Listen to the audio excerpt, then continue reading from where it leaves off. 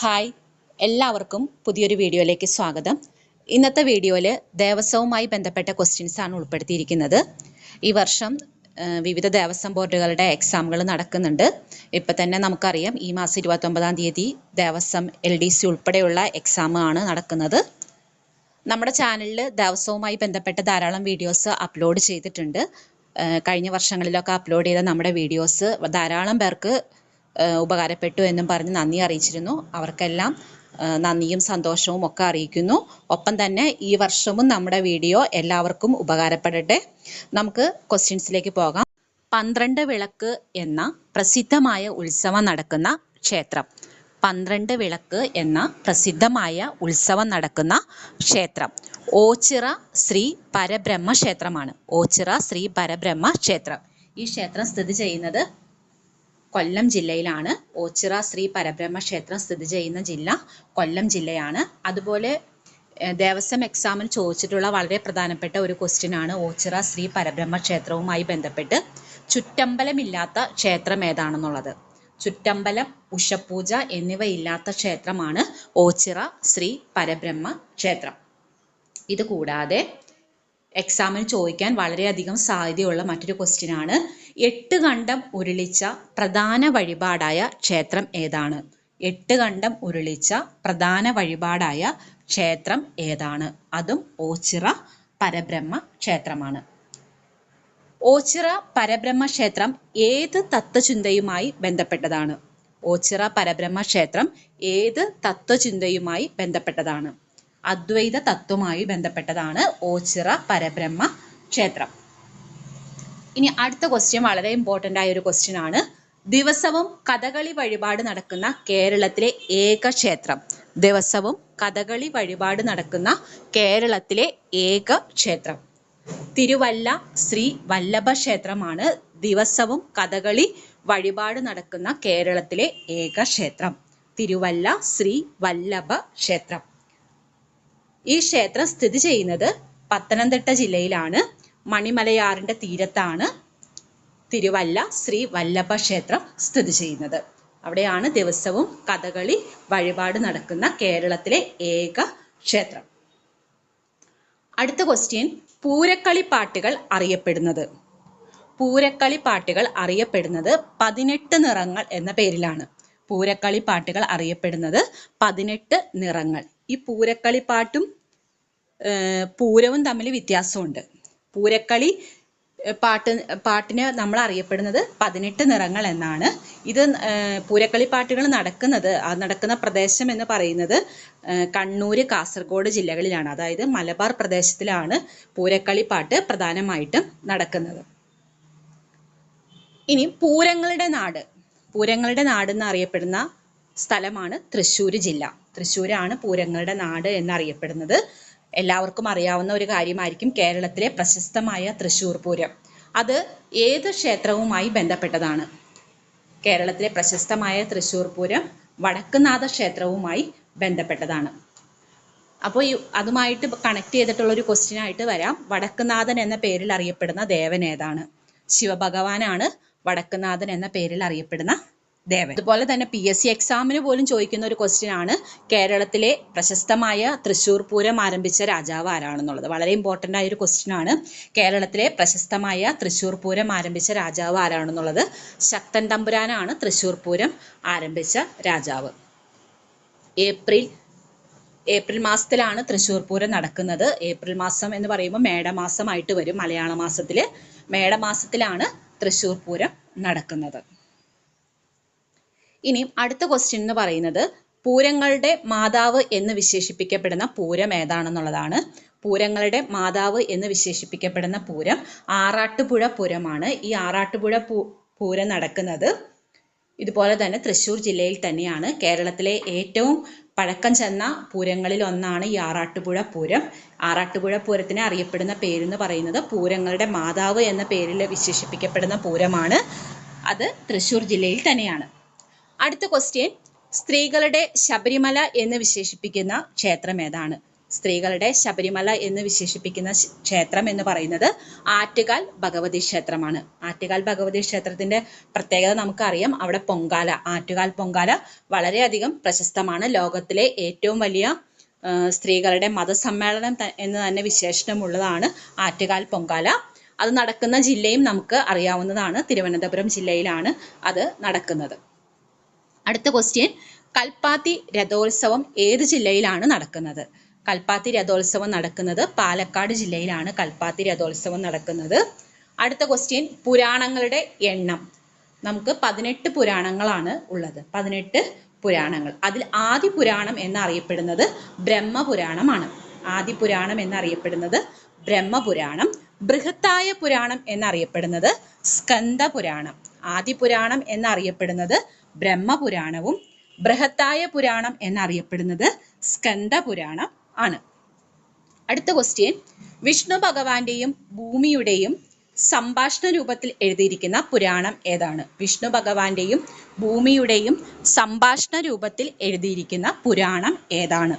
അത് വരാഹ പുരാണമാണ്. വരാഹ പുരാണമാണ് വിഷ്ണു ഭഗവാന്റെയും ഭൂമിയുടെയും സംഭാഷണത്തിൽ എഴുതിയിരിക്കുന്ന പുരാണം.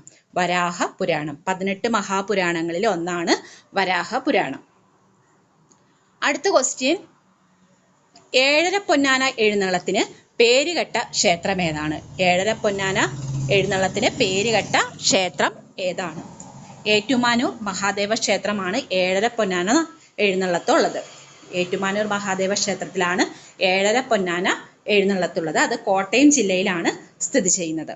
അടുത്ത ക്വസ്റ്റ്യൻ, കേരളത്തിലെ ഏക പരശുരാമ ക്ഷേത്രം ഏതാണ്? ഈ ക്വസ്റ്റ്യൻ ചോദിച്ചിട്ടുണ്ട് ഇതിക്ക് മുമ്പ് ദേവസ്വം എക്സാമിന്. കേരളത്തിലെ ഏക പരശുരാമ ക്ഷേത്രം ഏതാണ്? തിരുവല്ലം ശ്രീ പരശുരാമ സ്വാമി ക്ഷേത്രമാണ് കേരളത്തിലെ ഏക പരശുരാമ സ്വാമി ക്ഷേത്രം. കേരളത്തിലെ ഏക പരശുരാമ സ്വാമി ക്ഷേത്രം തിരുവല്ലം ശ്രീ പരശുരാമ സ്വാമി ക്ഷേത്രം. തിരുവല്ലം ശ്രീ പരശുരാമ സ്വാമി ക്ഷേത്രം സ്ഥിതി ചെയ്യുന്ന ജില്ല എന്ന് പറയുന്നത് തിരുവനന്തപുരം ജില്ലയിലാണ്. കരമനയാറിന്റെ തീരത്താണ് തിരുവല്ലം ശ്രീ പരശുരാമ സ്വാമി ക്ഷേത്രം സ്ഥിതി ചെയ്യുന്നത്. അതിന്റെ പ്രത്യേകത കേരളത്തിലെ ഏക പരശുരാമ ക്ഷേത്രമാണ്. അടുത്ത ക്വസ്റ്റ്യൻ, ഇന്ത്യയിലെ ഏക ഭരത ക്ഷേത്രം. ഇന്ത്യയിലെ ഏക ഭരത ക്ഷേത്രം എന്ന് പറയുന്നത് കൂടൽമാണിക്യ ക്ഷേത്രമാണ്.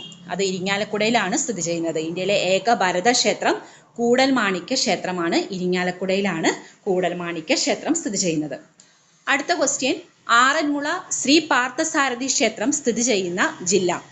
ആറന്മുള ശ്രീ പാർത്ഥസാരഥി ക്ഷേത്രം സ്ഥിതി ചെയ്യുന്ന ജില്ല പത്തനംതിട്ട ജില്ലയിലാണ് ആറന്മുള ശ്രീ പാർത്ഥസാരഥി ക്ഷേത്രം സ്ഥിതി ചെയ്യുന്നത്. പമ്പാ നദിയുടെ തീരത്താണ് ആറന്മുള ശ്രീ പാർത്ഥസാരഥി ക്ഷേത്രം സ്ഥിതി ചെയ്യുന്നത്. അടുത്ത ക്വസ്റ്റ്യൻ എന്ന് പറയുന്നത്, കേരളത്തിലെ ഏറ്റവും വലിയ സുബ്രഹ്മണ്യ സ്വാമി ക്ഷേത്രം ഏതാണ്?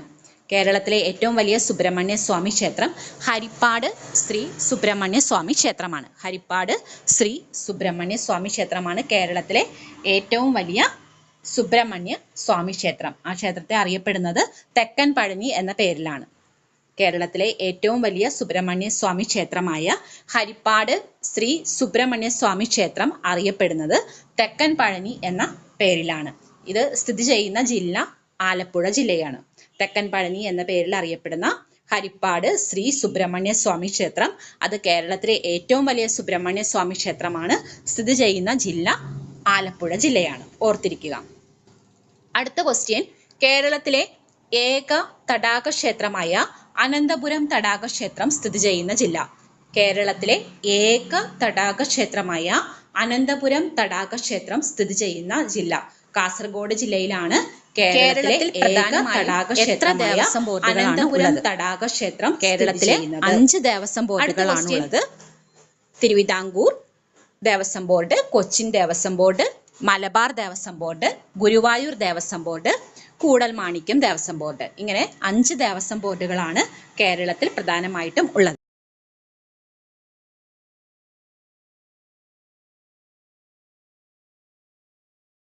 തിരുവിതാംകൂർ ദേവസ്വം ബോർഡിന്റെ ആസ്ഥാനം തിരുവനന്തപുരത്താണ്. നന്ദൻകോട്ടാണ് തിരുവിതാംകൂർ ദേവസ്വം ബോർഡിന്റെ ആസ്ഥാനമായിട്ട് വരുന്നത്. അടുത്തത് കൊച്ചിൻ ദേവസ്വം ബോർഡിന്റെ ആസ്ഥാനം തൃശ്ശൂരാണ്. കൊച്ചിൻ ദേവസ്വം ബോർഡിന്റെ ആസ്ഥാനമായിട്ട് വരുന്നത് തൃശ്ശൂരാണ് കൊച്ചിൻ ദേവസ്വം ബോർഡിന്റെ ആസ്ഥാനം. മലബാർ ദേവസ്വം ബോർഡിന്റെ ആസ്ഥാനം എവിടെയാണ്? മലബാർ ദേവസ്വം ബോർഡിന്റെ കോഴിക്കോട് ജില്ലയിലെ എരഞ്ഞിപ്പാലത്താണ്. മലബാർ ദേവസ്വം ബോർഡിന്റെ ആസ്ഥാനം കോഴിക്കോട് ജില്ലയിലെ എരഞ്ഞിപ്പാലത്താണ്. Thiruvithamkur Devaswom board president K Jayakumar. Thiruvithamkur Devaswom board president K Jayakumar. Cochin Devaswom board president K Raveendran. Malabar Devaswom board president O K Vasu. Guruvayur Devaswom board chairman A V Gopinath. Guruvayur Devaswom board chairman A V Gopinath. Koodalmanikyam Devaswom board chairman advocate C K Gopi. ഇനി അടുത്ത ക്വസ്റ്റ്യൻ വളരെ പ്രധാനപ്പെട്ട ഒരു ക്വസ്റ്റ്യൻ ആണ്. ഭീമൻ നിർമ്മിച്ച് അർജുനൻ പ്രതിഷ്ഠ നടത്തിയതായി കരുതുന്ന ക്ഷേത്രം. ഭീമൻ നിർമ്മിച്ച് അർജുനൻ പ്രതിഷ്ഠ നടത്തിയതായി കരുതുന്ന ക്ഷേത്രം ഏതാണെന്നുള്ളതാണ്. ചെമ്പതിട്ട മഹാദേവ ക്ഷേത്രമാണ് ഭീമൻ നിർമ്മിച്ച് അർജുനൻ പ്രതിഷ്ഠ നടത്തിയതായി കരുതുന്ന ക്ഷേത്രം. തൃശ്ശൂർ ജില്ലയിലാണ് ചെമ്പതിട്ട മഹാദേവ ക്ഷേത്രം സ്ഥിതി ചെയ്യുന്നത്. അടുത്ത ക്വസ്റ്റ്യൻ, അർജുനൻ പ്രതിഷ്ഠ നടത്തിയതായി കരുതുന്ന ക്ഷേത്രം ഏതാണ്? അർജുനൻ പ്രതിഷ്ഠ നടത്തിയതായി കരുതുന്ന ക്ഷേത്രം തിരുവാറന്മുള പാർത്ഥസാരഥി ക്ഷേത്രമാണ്. അത് ആലപ്പുഴ ജില്ലയിലാണ് സ്ഥിതി ചെയ്യുന്നത്. അർജുനൻ പ്രതിഷ്ഠ നടത്തിയതായി കരുതുന്ന ക്ഷേത്രം തിരുവാറന്മുള പാർത്ഥസാരഥി ക്ഷേത്രം ആലപ്പുഴ ജില്ലയിലാണ് സ്ഥിതി ചെയ്യുന്നത്. അടുത്ത ക്വസ്റ്റ്യൻ വളരെ പ്രധാനപ്പെട്ട ഒരു ക്വസ്റ്റ്യൻ ആണ്. കേരളത്തിലെ ഏക സൂര്യക്ഷേത്രം. PSC എക്സാമിനൊക്കെ ചോദിച്ചിട്ടുണ്ട്, ദേവസ്വം ബോർഡ് എക്സാമിനൊക്കെ ചോദിച്ചിട്ടുള്ള ഒരു ക്വസ്റ്റ്യൻ ആണ്. കേരളത്തിലെ ഏക സൂര്യക്ഷേത്രം ആദിത്യപുരം സൂര്യക്ഷേത്രമാണ്. കോട്ടയം ജില്ലയിലാണ് കേരളത്തിലെ ഏക സൂര്യക്ഷേത്രം സ്ഥിതി ചെയ്യുന്നത്. ആദിത്യപുരം സൂര്യക്ഷേത്രം കോട്ടയം ജില്ലയിലാണ് സ്ഥിതി ചെയ്യുന്നത്. അടുത്ത ക്വസ്റ്റ്യൻ വളരെ പ്രധാനപ്പെട്ട ഒരു ക്വസ്റ്റ്യൻ ആണ്. വാമനാമൂർത്തി പ്രതിഷ്ഠയുള്ള കേരളത്തിലെ ഏക ക്ഷേത്രം. ഇതും ദേവസ്വം ബോർഡ് എക്സാമിന് ചോദിച്ചിട്ടുള്ള ഒരു ക്വസ്റ്റ്യൻ ആണ്. വാമനാമൂർത്തി പ്രതിഷ്ഠയുള്ള കേരളത്തിലെ ഏക ക്ഷേത്രം തൃക്കാക്കര വാമനാമൂർത്തി ക്ഷേത്രമാണ്. തൃക്കാക്കരയാണ് ആൻസർ ആയിട്ട് വരുന്നത്. എറണാകുളം ജില്ലയിലാണ് തൃക്കാക്കര വാമനമൂർത്തി ക്ഷേത്രം സ്ഥിതി ചെയ്യുന്നത്. തൃക്കാക്കരയപ്പൻ ആരാണ്? വളരെ സിമ്പിൾ ആയിട്ടുള്ള ഒരു ക്വസ്റ്റ്യൻ ആണ്. മഹാബലിയാണ് തൃക്കാക്കരയപ്പൻ എന്നറിയപ്പെടുന്നത്. അടുത്ത ക്വസ്റ്റ്യൻ, മാർത്താണ്ഡവർമ്മ മഹാരാജാവ് തൃപ്പടിദാനം നടത്തിയ ക്ഷേത്രം. മാർത്താണ്ഡവർമ്മ മഹാരാജാവ് തൃപ്പടിദാനം നടത്തിയ ക്ഷേത്രം ശ്രീ പത്മനാഭസ്വാമി ക്ഷേത്രം ആണ്. മാർത്താണ്ഡവർമ്മ മഹാരാജാവ് തൃപ്പടിദാനം നടത്തിയ ക്ഷേത്രം. ഈ ക്വസ്റ്റ്യൻ PSC എക്സാമിന് ഉൾപ്പെടെ ചോദിക്കാറുള്ള ഒരു ക്വസ്റ്റ്യൻ ആണ്. മാർത്താണ്ഡവർമ്മ തൃപ്പടിദാനം നടത്തിയ ക്ഷേത്രം ശ്രീ പത്മനാഭസ്വാമി ക്ഷേത്രം സ്ഥിതി ചെയ്യുന്നത് തിരുവനന്തപുരത്ത്. അടുത്ത ക്വസ്റ്റ്യൻ, കേരളത്തിലെ ദക്ഷിണ മൂകാംബിക എന്നറിയപ്പെടുന്ന ക്ഷേത്രം. ഇതും ദേവസ്വം എക്സാമിന് ചോദിച്ചിട്ടുണ്ട്. കേരളത്തിൽ ദക്ഷിണ മൂകാംബിക എന്നറിയപ്പെടുന്ന ക്ഷേത്രം ഏതാണെന്നുള്ളത് പനച്ചിക്കാട്ട് ശ്രീ സരസ്വതി ക്ഷേത്രമാണ് കേരളത്തിൽ ദക്ഷിണ മൂകാംബിക എന്നറിയപ്പെടുന്ന ക്ഷേത്രം. കോട്ടയം ജില്ലയിലാണ് പനച്ചിക്കാട്ട് ശ്രീ സരസ്വതി ക്ഷേത്രം സ്ഥിതി ചെയ്യുന്നത്. അടുത്ത ക്വസ്റ്റ്യൻ, കുഞ്ചൻ നമ്പ്യാർ ആദ്യമായി ഓട്ടൻതുള്ളൽ അവതരിപ്പിച്ച ക്ഷേത്രം ഏതാണ്? കുഞ്ചൻ നമ്പ്യാർ ആദ്യമായി ഓട്ടൻതുള്ളൽ അവതരിപ്പിച്ച ക്ഷേത്രം അമ്പലപ്പുഴ ശ്രീകൃഷ്ണസ്വാമി ക്ഷേത്രമാണ്. കുഞ്ചൻ നമ്പ്യാർ ആദ്യമായി ഓട്ടൻതുള്ളൽ അവതരിപ്പിച്ച ക്ഷേത്രം അമ്പലപ്പുഴ ശ്രീകൃഷ്ണസ്വാമി ക്ഷേത്രം ആലപ്പുഴ ജില്ലയിലാണ് സ്ഥിതി ചെയ്യുന്നത്. ആദ്യത്തെ തുള്ളൽ കൃതി ഏതാണ്? ആദ്യത്തെ തുള്ളൽ കൃതി കല്യാണ സൗഗന്ധികമാണ്. ആദ്യത്തെ തുള്ളൽ കൃതി കല്യാണ സൗഗന്ധികം. അടുത്ത ക്വസ്റ്റ്യൻ വളരെ ഇമ്പോർട്ടന്റ് ആണ്. ഗുരുവായൂരപ്പൻ ക്ഷേത്രത്തിലെ പ്രാചീനമായ നൃത്തം ഏതാണ്? ഗുരുവായൂരപ്പൻ ക്ഷേത്രത്തിലെ പ്രാചീനമായ നൃത്തം ഏതാണ്? കൃഷ്ണനാട്ടമാണ് ഗുരുവായൂരപ്പൻ ക്ഷേത്രത്തിലെ പ്രാചീനമായ നൃത്തം. ചെമ്പൈ സംഗീതോത്സവം നടക്കുന്നത് എവിടെയാണ്? ഈ ക്വസ്റ്റ്യൻ ദേവസ്വം ബോർഡ് എക്സാമിന് ചോദിച്ചിട്ടുണ്ട്. ചെമ്പൈ സംഗീതോത്സവം നടക്കുന്നത് എവിടെയാണ്? ഗുരുവായൂർ ക്ഷേത്രത്തിലാണ് ചെമ്പൈ സംഗീതോത്സവം നടക്കുന്നത്. അടുത്ത ക്വസ്റ്റ്യൻ, ഗുരുവായൂരപ്പൻ ക്ഷേത്രം സ്ഥിതി ചെയ്യുന്ന താലൂക്ക് ഏതാണ്? ഗുരുവായൂർ ക്ഷേത്രം സ്ഥിതി ചെയ്യുന്നത് തൃശ്ശൂർ ജില്ലയിലാണെന്ന് അറിയാം. അത് ചാവക്കാട് താലൂക്കിലാണ് ഗുരുവായൂർ ക്ഷേത്രം സ്ഥിതി ചെയ്യുന്നത്. ഗുരുവായൂർ ക്ഷേത്രം സ്ഥിതി ചെയ്യുന്ന ജില്ല തൃശ്ശൂർ ജില്ലയും ചാവക്കാട് താലൂക്കിലാണ് ഗുരുവായൂർ ക്ഷേത്രം സ്ഥിതി ചെയ്യുന്നത്. നാരായണീയം, ജ്ഞാനപ്പാന എന്നീ പ്രശസ്തമായ ഭക്തികാവ്യങ്ങൾ രചിക്കപ്പെട്ടത് ഏത് ക്ഷേത്രത്തിൽ വച്ചാണ്? നാരായണീയം, ജ്ഞാനപ്പാന എന്നീ പ്രശസ്തമായ ഭക്തികാവ്യങ്ങൾ രചിക്കപ്പെട്ടത് ഏത് ക്ഷേത്രത്തിൽ വച്ചാണ്? ഗുരുവായൂർ ശ്രീകൃഷ്ണ സ്വാമി ക്ഷേത്രത്തിൽ വച്ചാണ് നാരായണീയം, ജ്ഞാനപ്പാന എന്നീ പ്രശസ്തമായ ഭക്തികാവ്യങ്ങൾ രചിക്കപ്പെട്ടത്. നാരായണീയമാണ് ഗുരുവായൂരപ്പനോടുള്ള പ്രസിദ്ധമായ പ്രാർത്ഥന. അത് പ്രധാനപ്പെട്ട ഒരു ക്വസ്റ്റ്യൻ ആണ്. അതുപോലെ നാരായണീയം രചിച്ചത് മേൽപ്പത്തൂർ നാരായണ ഭട്ടതിരിപ്പാടാണ്. നാരായണീയം രചിച്ചത് മേൽപ്പത്തൂർ നാരായണ ഭട്ടതിരിപ്പാടാണ്.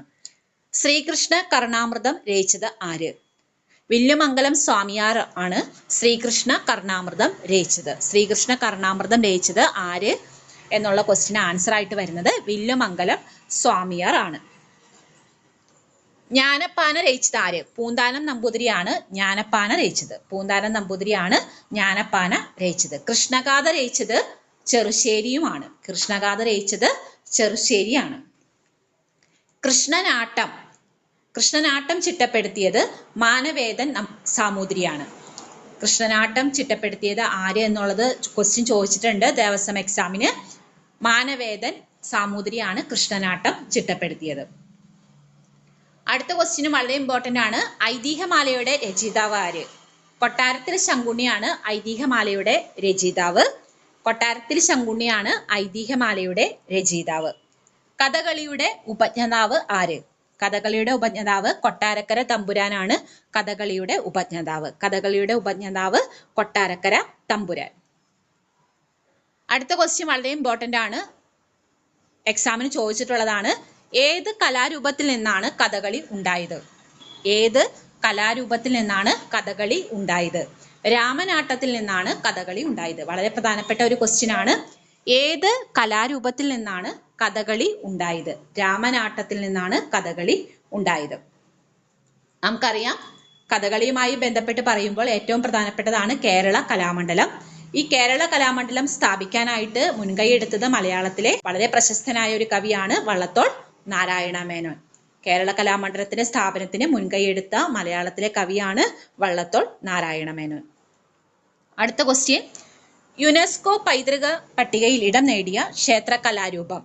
യുനെസ്കോ പൈതൃക പട്ടികയിൽ ഇടം നേടിയ ക്ഷേത്ര കലാരൂപം ഏതാണ്?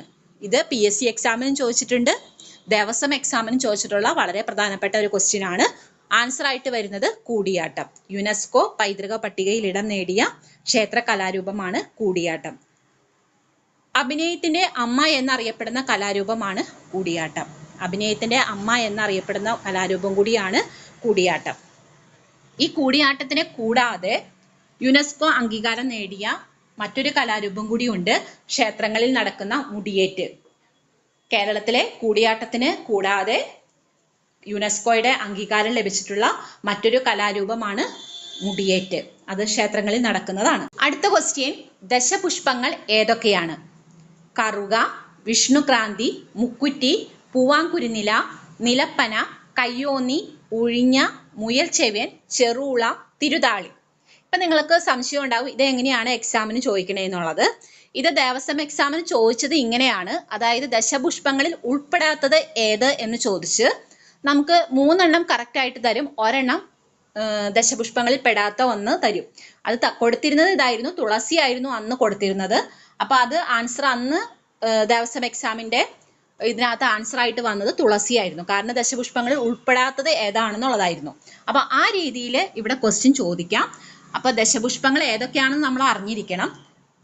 കറുക, വിഷ്ണുക്രാന്തി, മുക്കുറ്റി, പൂവാങ്കുരുനില, നിലപ്പന, കയ്യോന്നി, ഉഴിഞ്ഞ, മുയൽച്ചെവ്യൻ, ചെറുള, തിരുതാളി. ഇതാണ് ദശപുഷ്പങ്ങൾ എന്ന പേരിൽ അറിയപ്പെടുന്നത്.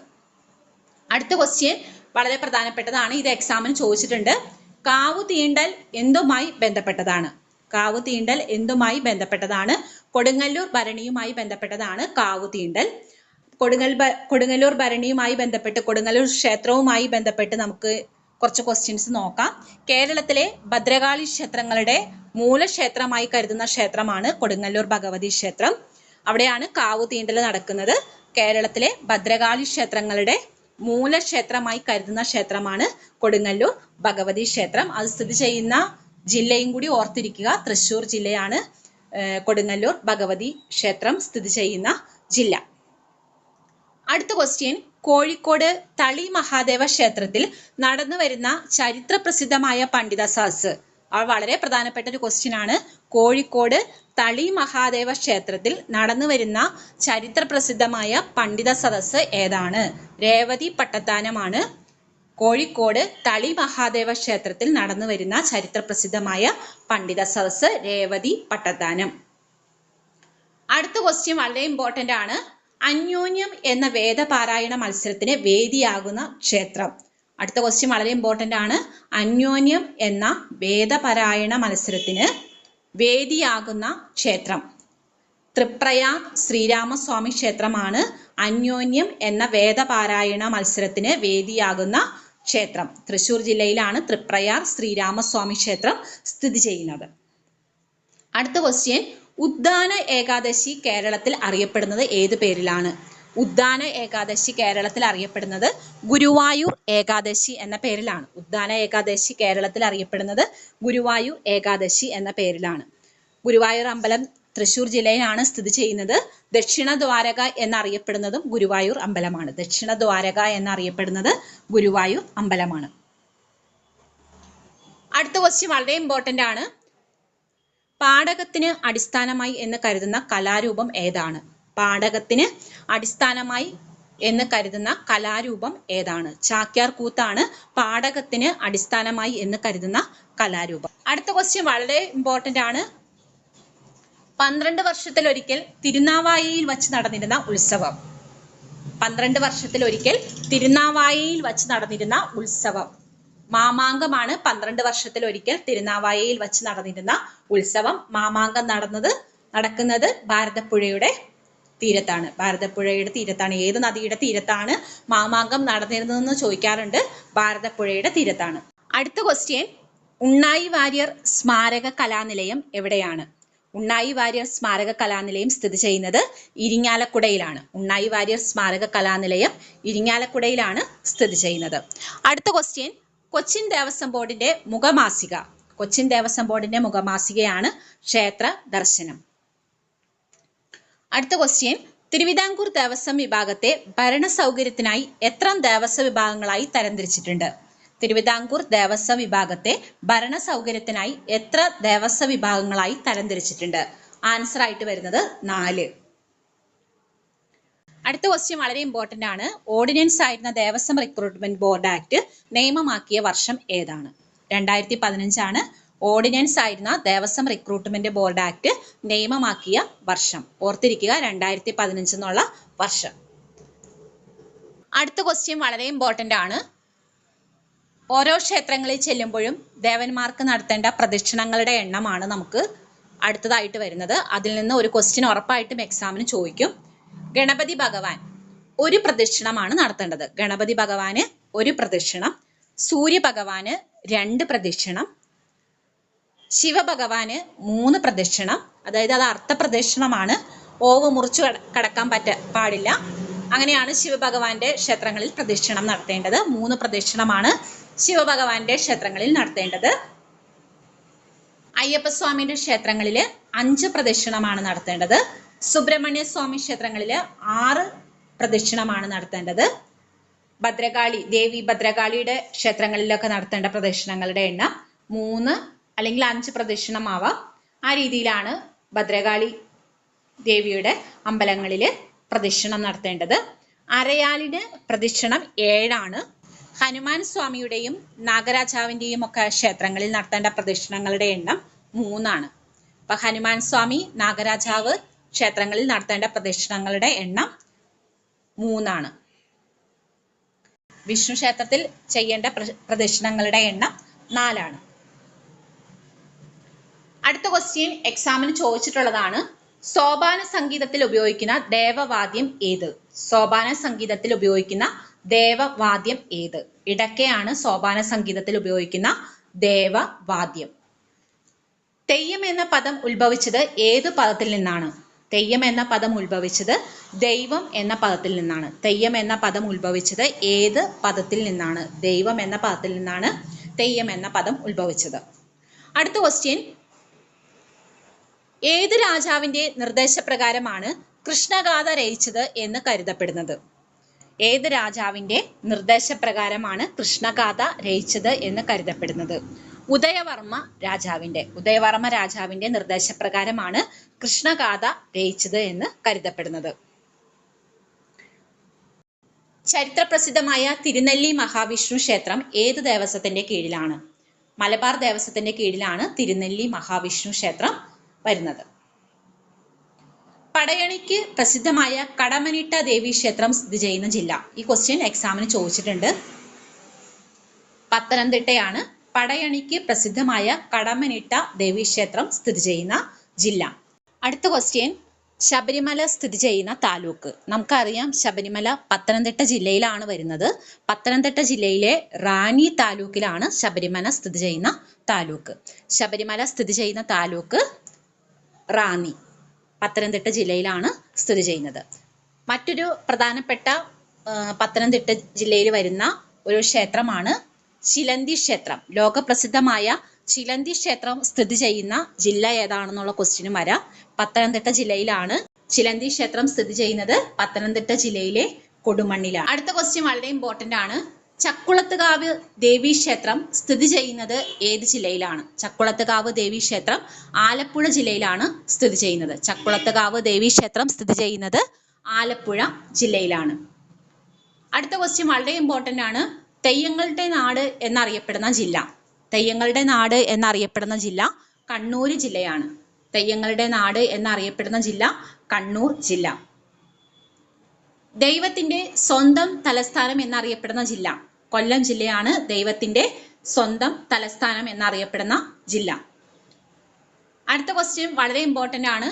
ദക്ഷയാഗവുമായി ബന്ധപ്പെട്ടതും സ്വയംഭൂവായതുമായ ശിവക്ഷേത്രം ഏതാണ്? കൊട്ടിയൂർ ശിവക്ഷേത്രമാണ് ദക്ഷയാഗവുമായി ബന്ധപ്പെട്ടതും സ്വയംഭൂവായതുമായ ശിവക്ഷേത്രം.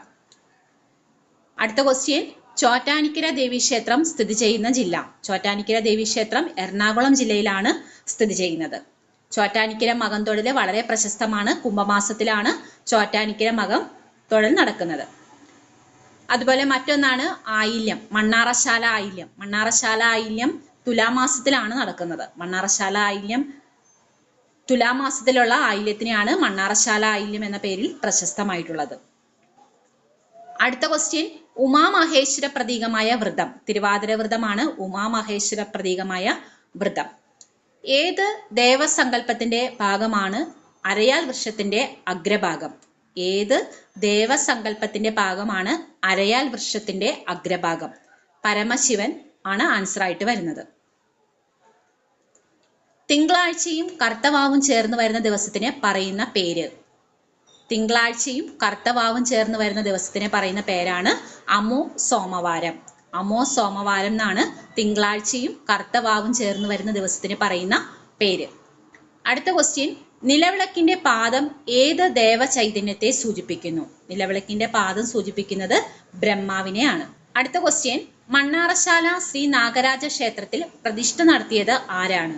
മണ്ണാറശാല ശ്രീ നാഗരാജ ക്ഷേത്രത്തിൽ പ്രതിഷ്ഠ നടത്തിയത് പരശുരാമനാണ്. നേരത്തെ ഞാൻ പറഞ്ഞിരുന്നു. മണ്ണാറശാല ആയില്യം എന്ന് പറയുന്നത് പ്രസിദ്ധമായിട്ടുള്ളത് തുലാമാസത്തിലെ ആയില്യത്തെ മണ്ണാറശാല ആയില്യം എന്ന പേരിൽ വളരെ പ്രശസ്തമാണ്. മണ്ണാറശാല ശ്രീ നാഗരാജ ക്ഷേത്രത്തില് പ്രതിഷ്ഠ നടത്തിയത് പരശുരാമനാണ്. അടുത്ത ക്വസ്റ്റ്യൻ, ലോകനാർക്കാവ് ഭഗവതി ക്ഷേത്രത്തിൽ അവതരിപ്പിച്ചു പോരുന്ന നാടൻ കലാരൂപം. വളരെ ഇമ്പോർട്ടന്റ് ആയ ഒരു ക്വസ്റ്റ്യൻ ആണ്. ലോകനാർക്കാവ് ഭഗവതി ക്ഷേത്രത്തിൽ അവതരിപ്പിച്ചു പോരുന്ന നാടൻ കലാരൂപം തച്ചോളി കളിയാണ് ആൻസർ ആയിട്ട് വരുന്നത്. തച്ചോളി കളിയാണ് ലോകനാർക്കാവ് ഭഗവതി ക്ഷേത്രത്തിൽ അവതരിപ്പിച്ചു പോരുന്ന നാടൻ കലാരൂപം. അടുത്ത ക്വസ്റ്റ്യൻ വളരെ ഇമ്പോർട്ടന്റ് ആണ്. മതിലകം രേഖകൾ ഏത് ക്ഷേത്രവുമായി ബന്ധപ്പെട്ടിരിക്കുന്നു? ശ്രീ പത്മനാഭസ്വാമി ക്ഷേത്രവുമായി ബന്ധപ്പെട്ടതാണ് മതിലകം രേഖകൾ. മതിലകം രേഖകൾ ഏത് ക്ഷേത്രവുമായി ബന്ധപ്പെട്ടിരിക്കുന്നു? ശ്രീ പത്മനാഭസ്വാമി ക്ഷേത്രവുമായി ബന്ധപ്പെട്ടതാണ് മതിലകം രേഖകൾ. അടുത്തത്, ശ്രീ പത്മനാഭസ്വാമി ക്ഷേത്രത്തെ മ്യൂറൽ പഗോഡ എന്നാണ് അറിയപ്പെടുന്നത്. മ്യൂറൽ പഗോഡ എന്നറിയപ്പെടുന്ന ക്ഷേത്രമാണ് ശ്രീ പത്മനാഭസ്വാമി ക്ഷേത്രം. ബ്രാസ് പഗോഡ എന്നറിയപ്പെടുന്നത്. ബ്രാസ് പഗോഡ എന്നറിയപ്പെടുന്നത് തളിപ്പറമ്പിലെ തിരുവങ്ങാട് ശ്രീരാമസ്വാമി ക്ഷേത്രമാണ്. തളിപ്പറമ്പിലെ തിരുവങ്ങാട് ശ്രീരാമസ്വാമി ക്ഷേത്രം അറിയപ്പെടുന്നത് ബ്രാസ് പഗോഡ എന്ന പേരിലാണ്. ഒഡീഷയിലെ പുരിയിലുള്ള ശ്രീ ജഗന്നാഥ സ്വാമി ക്ഷേത്രം അറിയപ്പെടുന്നത് വൈറ്റ് പഗോഡ എന്നാണ്.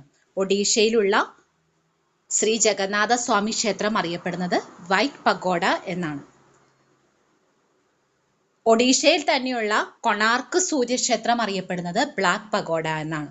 ബ്ലാക്ക് പഗോഡ എന്നറിയപ്പെടുന്നത് കൊണാർക്ക് സൂര്യക്ഷേത്രം ഒഡീഷ.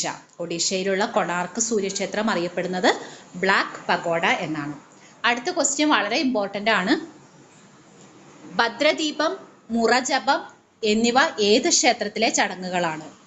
ഭദ്രദീപം, മുറജപം എന്നിവ ഏത് ക്ഷേത്രത്തിലെ ചടങ്ങുകളാണ്? ശ്രീ പത്മനാഭസ്വാമി ക്ഷേത്രത്തിലെ ചടങ്ങുകളാണ് ഭദ്രദീപം, മുറജപം. ശ്രീ പത്മനാഭസ്വാമി ക്ഷേത്രം തിരുവനന്തപുരം ജില്ലയിലാണ്. ശ്രീ പത്മനാഭസ്വാമി ക്ഷേത്രത്തിലെ ഒറ്റക്കൽ മണ്ഡപം പണി കഴിപ്പിച്ചത് ആര്? ശ്രീ പത്മനാഭസ്വാമി ക്ഷേത്രത്തിലെ ഒറ്റക്കൽ മണ്ഡപം പണി കഴിപ്പിച്ചത് മാർത്താണ്ഡവർമ്മ മഹാരാജാവാണ്. ശത്രുക്കളിൽ നിന്ന് രക്ഷ നേടാനായി മാർത്താണ്ഡവർമ്മ മഹാരാജാവ് അഭയം തേടിയ അമ്മച്ചിപ്ലാവ് സ്ഥിതി ചെയ്യുന്ന ശ്രീകൃഷ്ണ ക്ഷേത്രം എവിടെയാണ്? നെയ്യാറ്റിൻകരയിലാണ് അമ്മച്ചിപ്ലാവ് സ്ഥിതി ചെയ്യുന്ന ശ്രീകൃഷ്ണ ക്ഷേത്രം സ്ഥിതി ചെയ്യുന്നത്. അടുത്ത ക്വസ്റ്റ്യൻ വളരെ ഇമ്പോർട്ടൻ്റ് ആണ്. വടകരയിലെ ലോകനാർക്കാവ് ക്ഷേത്രം ഏത് വീരയോദ്ധാവുമായി ബന്ധപ്പെട്ടതാണ്? തച്ചോളിയോധനുമായി ബന്ധപ്പെട്ടതാണ് വടകരയിലെ ലോകനാർക്കാവ് ക്ഷേത്രം. അടുത്ത ക്വസ്റ്റ്യൻ, ആദിശങ്കര സ്തൂപം സ്ഥിതി ചെയ്യുന്നത് എവിടെയാണ്? കാലടിയാണ്. എറണാകുളം ജില്ലയിലുള്ള കാലടിയിലാണ് ആദിശങ്കരാചാര്യരുടെ സ്തൂപം സ്ഥിതി ചെയ്യുന്നത്. ശ്രീ ശങ്കരാചാര്യർ ഏത് ദർശനത്തിന്റെ പ്രചാരകനായിരുന്നു? അദ്വൈത വേദാന്തത്തിന്റെ പ്രചാരകനായിരുന്നു ശ്രീ ശങ്കരാചാര്യർ. അടുത്ത ക്വസ്റ്റ്യൻ, ടോട്ടൽ തിയേറ്റർ എന്നറിയപ്പെടുന്ന കലാരൂപം ഏതാണ്? ടോട്ടൽ തിയേറ്റർ എന്നറിയപ്പെടുന്ന കലാരൂപം കഥകളിയാണ്. ദക്ഷിണ വാരണാസി എന്നറിയപ്പെടുന്ന ക്ഷേത്രം ഏതാണ്? കൊട്ടിയൂർ ശ്രീ മഹാദേവ ക്ഷേത്രമാണ് ദക്ഷിണ വാരണാസി എന്ന പേരിൽ അറിയപ്പെടുന്നത്. കണ്ണൂർ ജില്ലയിലാണ് കൊട്ടിയൂർ മഹാദേവ ക്ഷേത്രം സ്ഥിതി ചെയ്യുന്നത്. ദക്ഷിണകാശി എന്നറിയപ്പെടുന്ന ക്ഷേത്രം ഏതാണ്? തിരുനെല്ലി ക്ഷേത്രമാണ് ദക്ഷിണകാശി എന്ന് അറിയപ്പെടുന്നത്. വയനാട് ജില്ലയിലാണ് തിരുനെല്ലി ക്ഷേത്രം സ്ഥിതി ചെയ്യുന്നത്. ദക്ഷിണ ഗുരുവായൂർ എന്നറിയപ്പെടുന്ന ക്ഷേത്രം ഏതാണ്? അമ്പലപ്പുഴ ശ്രീകൃഷ്ണസ്വാമി ക്ഷേത്രമാണ് ദക്ഷിണ ഗുരുവായൂർ എന്നറിയപ്പെടുന്നത്. അമ്പലപ്പുഴ ശ്രീകൃഷ്ണസ്വാമി ക്ഷേത്രത്തെ ദക്ഷിണ ഗുരുവായൂർ എന്നറിയപ്പെടുന്നു. ആലപ്പുഴ ജില്ലയിലാണ് അമ്പലപ്പുഴ ശ്രീകൃഷ്ണസ്വാമി ക്ഷേത്രം സ്ഥിതി ചെയ്യുന്നത്. ലോക പൈതൃകമായി യുനെസ്കോ അംഗീകരിച്ച ആദ്യ കേരളീയ നൃത്തരൂപം ഏതാണ്? കൂടിയാട്ടമാണ് ലോക പൈതൃകമായി യുനെസ്കോ അംഗീകരിച്ച ആദ്യ കേരളീയ നൃത്തരൂപം. കേരളത്തിലെ ശ്രീകൃഷ്ണ ക്ഷേത്രങ്ങളിൽ ഏറ്റവും വലിയ വിഗ്രഹമുള്ള ക്ഷേത്രം എവിടെയാണ്? ആറന്മുള പാർത്ഥസാരഥി ക്ഷേത്രത്തിലാണ് കേരളത്തിലെ ശ്രീകൃഷ്ണ ക്ഷേത്രങ്ങളിൽ ഏറ്റവും വലിയ വിഗ്രഹമുള്ള ക്ഷേത്രം. ഹൈന്ദവ ആചാരപ്രകാരം മംഗളകർമ്മങ്ങൾ ആരംഭിക്കുന്നതിന് മുമ്പ് ഉപയോഗിക്കുന്ന വാദ്യം ശംഖാണ്. ഹൈന്ദവ ആചാരപ്രകാരം മംഗളകർമ്മങ്ങൾ ആരംഭിക്കുന്നതിന് മുമ്പ് ഉപയോഗിക്കുന്ന വാദ്യം. അത് എക്സാമിന് ചോദിച്ചിട്ടുള്ള ഒരു ക്വസ്റ്റ്യൻ ആണ്. അടുത്ത ക്വസ്റ്റ്യൻ, ക്ഷേത്രസങ്കല്പം എന്നത് ഏത് ശാസ്ത്രത്തെയാണ് അടിസ്ഥാനമാക്കിയിരിക്കുന്നത്?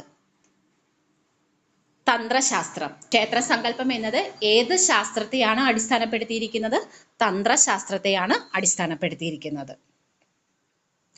തന്ത്രശാസ്ത്രത്തിന്റെ രചയിതാവാണ് ചെന്നാസ് നാരായണൻ നമ്പൂതിരിപ്പാട്. ചെന്നാസ് നാരായണൻ നമ്പൂതിരിപ്പാടാണ് തന്ത്രശാസ്ത്രത്തിന്റെ രചയിതാവ്. തച്ചുശാസ്ത്ര ഗ്രന്ഥമായ മനുഷ്യാലയ ചന്ദ്രികയുടെ കർത്താവ് തിരുമംഗലത്ത് നീലകണ്ഠനാണ്. തച്ചുശാസ്ത്ര ഗ്രന്ഥമായ മനുഷ്യാലയ ചന്ദ്രികയുടെ കർത്താവ്. ഇത് ദേവസ്വം എക്സാമിന് ചോദിച്ചിട്ടുണ്ട്. തച്ചുശാസ്ത്ര ഗ്രന്ഥമായ മനുഷ്യാലയ ചന്ദ്രികയുടെ കർത്താവാണ് തിരുമംഗലത്ത് നീലകണ്ഠൻ. അടുത്ത ക്വസ്റ്റ്യൻ, ഹിന്ദുമത വിശ്വാസപ്രകാരം യുഗങ്ങളുടെ എണ്ണം. ഹിന്ദുമത വിശ്വാസപ്രകാരം 4 യുഗങ്ങളാണ് ഉള്ളത്. രാമായണത്തിലെ കാണ്ഡങ്ങളുടെ എണ്ണം 7 രാമായണത്തിലെ കാണ്ഡങ്ങളുടെ എണ്ണം. രാമായണത്തിലെ കാണ്ഡങ്ങളുടെ എണ്ണം 7. അടുത്ത ക്വസ്റ്റ്യൻ, രാമായണത്തിലെ കാണ്ഡങ്ങളുടെ എണ്ണം 7 എന്ന് നമ്മൾ സൂചിപ്പിച്ചു. അതുമായി ബന്ധപ്പെട്ട് തന്നെ രാമായണം രചിച്ചത് നമുക്കറിയാം വാൽമീകി മഹർഷിയാണെന്നുള്ളത്, അത് ഓർത്തിരിക്കുക. അതുപോലെ തന്നെ ആദികാവ്യം രാമായണമാണ് വാൽമീകി രചിച്ച രാമായണത്തെ ആദികാവ്യം എന്നാണ് അറിയപ്പെടുന്നത് എന്നുള്ളത് ഓർത്തിരിക്കുക. വാൽമീകി മഹർഷിയുടെ ആദ്യകാലത്തെ പേര് രത്നാകരൻ എന്നായിരുന്നു. വാൽമീകിക്ക് രാമകഥ ഉപദേശിച്ചു കൊടുത്തത് നാരദ മഹർഷിയാണ്. വാൽമീകിക്ക് രാമകഥ ഉപദേശിച്ചു കൊടുത്തത് നാരദ മഹർഷിയാണ്. അടുത്തതായിട്ട് മഹാഭാരതം. മഹാഭാരതത്തിലെ പർവ്വങ്ങളുടെ എണ്ണം 18 മഹാഭാരതത്തിലെ പർവ്വങ്ങളുടെ എണ്ണം 18 പർവ്വങ്ങളാണ് മഹാഭാരതത്തിലെ ഉള്ളത്. അതിൽ ഏറ്റവും വലിയ പർവ്വം, മഹാഭാരതത്തിലെ ഏറ്റവും വലിയ പർവ്വം 12ാം പർവ്വം. മഹാഭാരതത്തില് 18 പർവ്വങ്ങളുണ്ട്. അതിൽ ഏറ്റവും വലിയ പർവ്വം എന്ന് പറയുന്നത് 12ാം പർവ്വമാണ്. ഭഗവത്ഗീത മഹാഭാരതത്തിന്റെ ഒരു ഭാഗമായിട്ട് വരുന്നതാണ്. ഭഗവത്ഗീത നമ്മുടെ മഹാഭാരതത്തിന്റെ ഒരു പ്രധാനപ്പെട്ട ഭാഗമാണ്. അത് ക്വസ്റ്റ്യൻ ആയിട്ട് ചോദിച്ചിട്ടുണ്ട്. ഭഗവത്ഗീത ഹൈന്ദവ ഇതിഹാസമായ ഏത് ഗ്രന്ഥത്തിന്റെ ഭാഗമായാണ് വരുന്നത് എന്നുള്ളത്. മഹാഭാരതത്തിന്റെ ഭാഗമായിട്ടാണ് ഭഗവത്ഗീത വരുന്നത്. ഈ മഹാഭാരതത്തില് ഭഗവത്ഗീത ഉൾപ്പെടുത്തിയിരിക്കുന്ന ഭാഗം എവിടെയാണെന്ന് ചോദിച്ചാൽ ഭീഷ്മ പർവ്വത്തിലാണ്. മഹാഭാരതത്തിലെ ഏത് പർവ്വത്തിലാണ് ഭഗവത്ഗീത ഉൾപ്പെടുത്തിയിരിക്കുന്നത്? ഭീഷ്മ പർവ്വത്തിലാണ് ഭഗവത്ഗീത ഉൾപ്പെടുത്തിയിരിക്കുന്നത്. രാമായണം രചിച്ചത് വാൽമീകിയാണെന്ന് നമ്മൾ പറഞ്ഞു. അതുപോലെ ആദികാവ്യം എന്നറിയപ്പെടുന്നത് രാമായണമാണെന്ന് സൂചിപ്പിച്ചു. അതുപോലെ മഹാഭാരതം രചിച്ചത് വേദവ്യാസനാണ്. മഹാഭാരതം രചിച്ചത് വേദവ്യാസനാണ്. മഹാവിഷ്ണുവിന്റെ 9ാമത്തെ അവതാരം. മഹാവിഷ്ണുവിന്റെ 9ാമത്തെ അവതാരമായിട്ട് വരുന്നത് ശ്രീകൃഷ്ണനാണ്. മഹാവിഷ്ണുവിന്റെ 9ാമത്തെ അവതാരമാണ് ശ്രീകൃഷ്ണൻ. ഏത് ദേവസങ്കല്പത്തിന്റെ ഭാഗമായാണ് അരയാൽ വൃക്ഷത്തിന്റെ അഗ്രഭാഗം? പരമശിവനെയായിട്ടാണ് കണക്കാക്കുന്നത് അരയാൽ വൃക്ഷത്തിന്റെ അഗ്രഭാഗം.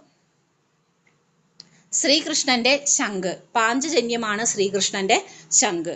ശ്രീകൃഷ്ണന്റെ ശംഖ് അറിയപ്പെടുന്നത് പാഞ്ചജന്യം. ഇതും ദേവസ്വം എക്സാമിന് ചോദിച്ചിട്ടുണ്ട്. ഈ രീതിയിലുള്ള ചോദ്യങ്ങൾ നമുക്കിനി പ്രതീക്ഷിക്കുന്ന ചോദ്യങ്ങളാണ്. ഗർഭഗൃഹം എന്ന പേരിൽ അറിയപ്പെടുന്ന ക്ഷേത്രഭാഗം. ശ്രീകോവിലാണ് ഗർഭഗൃഹം എന്ന പേരിൽ അറിയപ്പെടുന്ന ക്ഷേത്രഭാഗം. ക്ഷേത്രത്തിലെ ഗോപുരം മനുഷ്യ ശരീരത്തിലെ ഏത് ഭാഗവുമായി ബന്ധപ്പെട്ടിരിക്കുന്നു? പാദം. ക്ഷേത്രത്തിലെ ഗോപുരം മനുഷ്യ ശരീരത്തിലെ ഏത് ഭാഗവുമായി ബന്ധപ്പെട്ടിരിക്കുന്നു? പാദം. ക്ഷേത്രത്തിലെ യാഗശാല മനുഷ്യ ശരീരത്തിലെ ഏത് ഭാഗവുമായി ബന്ധപ്പെട്ടിരിക്കുന്നു? നാഡികൾ. ക്ഷേത്രത്തിലെ യാഗശാല നാഡികളുമായിട്ടാണ് ബന്ധപ്പെട്ടിരിക്കുന്നത്. മനുഷ്യ ശരീരത്തിലെ നാഡികളുമായിട്ടാണ് ക്ഷേത്രത്തിലെ യാഗശാല ബന്ധപ്പെട്ടിരിക്കുന്നത്. ക്ഷേത്രത്തിലെ ദീപങ്ങൾ മനുഷ്യ ശരീരത്തിലെ ഏതു ഭാഗവുമായി ബന്ധപ്പെട്ടിരിക്കുന്നു? പഞ്ചേന്ദ്രിയങ്ങളുമായിട്ടാണ് ബന്ധപ്പെട്ടിരിക്കുന്നത്. ക്ഷേത്രത്തിലെ ദീപങ്ങൾ മനുഷ്യ ശരീരത്തിലെ പഞ്ചേന്ദ്രിയങ്ങളുമായിട്ടാണ് ക്ഷേത്രത്തിലെ ദീപങ്ങൾ ബന്ധപ്പെട്ടിരിക്കുന്നത്. ഈ ശരീരം തന്നെയാണ് ക്ഷേത്രം എന്ന് പറയുന്ന ഗ്രന്ഥം ഏത്? ഭഗവത്ഗീതയാണ് ഈ ശരീരം തന്നെയാണ് ക്ഷേത്രം എന്ന് പറയുന്ന ഗ്രന്ഥം. പാർവതി ദേവി ശിവഭഗവാന് ഉപദേശിച്ചു കൊടുത്ത തന്ത്രം ഏത് പേരിൽ അറിയപ്പെടുന്നു? പാർവതി ദേവി ശിവഭഗവാന് ഉപദേശിച്ചു കൊടുത്ത തന്ത്രം ഏത് പേരിൽ അറിയപ്പെടുന്നു? നിഗമശാസ്ത്രം എന്ന പേരിലാണ് അറിയപ്പെടുന്നത്. പാർവതി ദേവി ശിവഭഗവാന് ഉപദേശിച്ചു കൊടുത്ത തന്ത്രം നിഗമശാസ്ത്രം എന്ന പേരിൽ അറിയപ്പെടുന്നു. തിരിച്ച് ശിവഭഗവാൻ പാർവതി ദേവിക്ക് ഉപദേശിച്ചു കൊടുത്ത തന്ത്രം ആഗമശാസ്ത്രം എന്ന പേരിൽ അറിയപ്പെടുന്നു. ശിവഭഗവാൻ പാർവതി ദേവിക്ക് ഉപദേശിച്ചു കൊടുത്ത തന്ത്രം ആഗമശാസ്ത്രം എന്ന പേരിലാണ് അറിയപ്പെടുന്നത്. അടുത്ത ക്വസ്റ്റ്യൻ, നാരദമുനിയുടെ വീണയുടെ പേരെന്താണെന്നുള്ളതാണ്. നാരദമുനിയുടെ വീണയുടെ പേര് മഹതി എന്നാണ്. നാരദമുനിയുടെ വീണയുടെ പേര് മഹതി. അടുത്ത ക്വസ്റ്റ്യൻ, അർജുനന്റെ കൊടിക്കൂറയിലെ ചിഹ്നം. അർജുനന്റെ കൊടിക്കൂറയിലെ ചിഹ്നം ഹനുമാനാണ്. അർജുനന്റെ കൊടിക്കൂറയിലെ ചിഹ്നം ഹനുമാനാണ്. ശിവഭഗവാന്റെ ധനുസ് പിനാകമാണ്. പിനാകം ആണ് ശിവഭഗവാന്റെ ധനുസ്. അർജുനന്റെ ധനുസ് ഗാണ്ഡീവം. അർജുനന്റെ ധനുസ് ഗാണ്ഡീവം. 4 വേദങ്ങളാണുള്ളത്. ഋഗ്വേദം, യജുർവേദം, സാമവേദം, അഥർവേദം. 4 വേദങ്ങളാണ് നമുക്കുള്ളത്. ഋഗ്വേദം, യജുർവേദം, സാമവേദം, അഥർവേദം. ഇനി ഓരോ വേദത്തിന്റെയും പ്രത്യേകതകൾ നമുക്ക് നോക്കാം. ഏറ്റവും പഴക്കമുള്ള വേദമാണ് ഋഗ്വേദം. ഏറ്റവും പഴക്കമുള്ള വേദമാണ് ഋഗ്വേദം. വേദങ്ങൾ സംസ്കൃത ഭാഷയിലാണ് എഴുതപ്പെട്ടിരിക്കുന്നത്. ഋഗ്വേദം നമ്മളിപ്പോൾ പറഞ്ഞു കഴിഞ്ഞു. ഇനി അടുത്തത് സാമവേദം. സംഗീതത്തിന്റെ വേദം എന്ന പേരിൽ അറിയപ്പെടുന്നതാണ് സാമവേദം. സംഗീതത്തിന്റെ വേദമാണ് സാമവേദം. ഏറ്റവും പഴക്കമുള്ള വേദമാണ് ഋഗ്വേദം. സംഗീതത്തിന്റെ വേദമാണ് സാമവേദം. അടുത്തത് യജ്ഞങ്ങളെക്കുറിച്ച് പ്രതിപാദിക്കുന്ന വേദമാണ് യജുർവേദം. യജ്ഞങ്ങളെക്കുറിച്ച് പ്രതിപാദിക്കുന്ന വേദം യജുർവേദം. ആയുർവേദം, ജ്യോതിഷം, മാന്ത്രിക വിദ്യകൾ എന്നിവയെക്കുറിച്ച് പ്രതിപാദിക്കുന്ന വേദമാണ് അഥർവവേദം. അപ്പം 4 വേദങ്ങളുണ്ട്: ഋഗ്വേദം, യജുർവേദം, സാമവേദം, അഥർവവേദം. ഇതിനകത്ത് ഋഗ്വേദമാണ് ഏറ്റവും പഴക്കമുള്ള വേദം. സാമവേദമാണ് സംഗീതത്തിന്റെ വേദം. യജുർവേദമാണ് യജ്ഞങ്ങളെക്കുറിച്ച് പ്രതിപാദിക്കുന്ന വേദം. ആയുർവേദത്തെക്കുറിച്ച് പ്രതിപാദിക്കുന്ന വേദമാണ് അഥർവവേദം. അത് ഓർത്തിരിക്കുക. അടുത്തത് നമുക്ക് ഉപനിഷത്തിലേക്ക് പോകാം. സത്യമേവ ജയതേ ഏത് ഉപനിഷത്തിൽ നിന്നാണ്? സത്യമേവ ജയതേ ഏത് ഉപനിഷത്തിൽ നിന്നാണ്? മുണ്ടകോപനിഷത്തിൽ നിന്നാണ് സത്യമേവ ജയതേ. സത്യമേവ ജയതേ ഏത് ഉപനിഷത്തിൽ നിന്നാണ്? മുണ്ടകോപനിഷത്തിൽ നിന്നാണ്. തത്വമസി വളരെ ഇമ്പോർട്ടൻ്റ് ആണ്. തത്വമസി ഏത് ഉപനിഷത്തിൽ നിന്നാണ്? ചാന്തോക്യോ ഉപനിഷത്തിൽ നിന്നാണ്. തത്വമസി ഏത് ഉപനിഷത്തിൽ നിന്നാണ്? ചാന്തോക്യോ ഉപനിഷത്തിൽ നിന്നാണ്. തത്വമസി ഏത് ഉപനിഷത്തിൽ നിന്നാണെന്നുള്ളത് ഓർത്തിരിക്കുക. ചാന്തോക്യോ ഉപനിഷത്ത്. അഹം ബ്രഹ്മാസ്മി. അഹം ബ്രഹ്മാസ്മി ബൃഹത്താരണ്യകോ ഉപനിഷത്തിൽ നിന്നാണ്. അഹം ബ്രഹ്മാസ്മി ബൃഹത്താരണ്യകോ ഉപനിഷത്തിൽ നിന്നാണ്.